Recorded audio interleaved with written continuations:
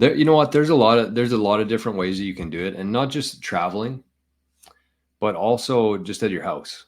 Like there's a lot of ways you can get creative with hiding your private key. You can get very sneaky with it, and you can get very complicated with it. But one thing I would say about that, and I actually just met with somebody this week, and we were talking about this, and we were coming up with different ideas, different solutions for the best way to store Bitcoin and the private key mostly, which is the Bitcoin. But I said it doesn't really matter. We were coming up with a couple of crazy ways to store it in your house. But I said it doesn't really matter how you do it. I think there's hundreds, maybe thousands of different things you could do in your house to store your private key. But the main thing that you need to pay attention to is that you know what it is. It seems obvious. It seems very obvious.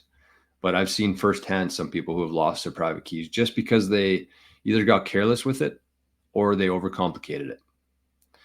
And that's why I think that, if you're somebody who has your private key written down on paper, that's a great first step. Obviously, you never want to have it on your anything digital. So if you have it on paper, I think that's a great first step. But paper can burn, paper gets lost, paper can be eaten by dogs, or paper can be thrown out by your spouse who's cleaning up your office.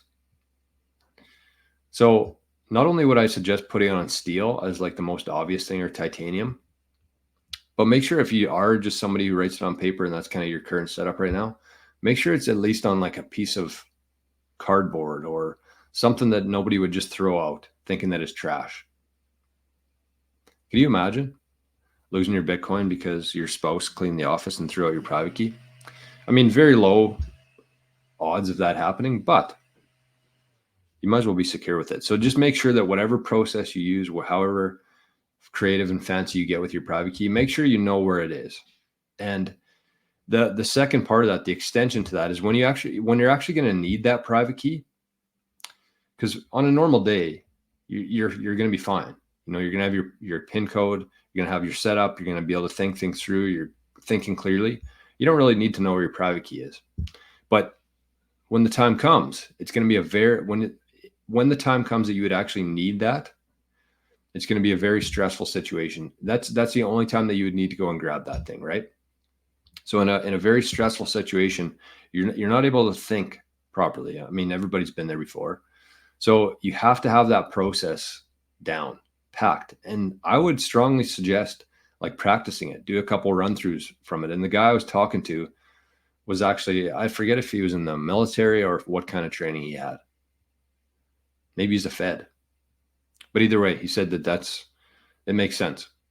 You have to practice things. You have to rehearse. You have to be ready for when that moment comes. You're going to be prepared for it. So I think that that's a pretty good roadmap to follow, is just know what it is and know it like the back of your hand. Let's just say that.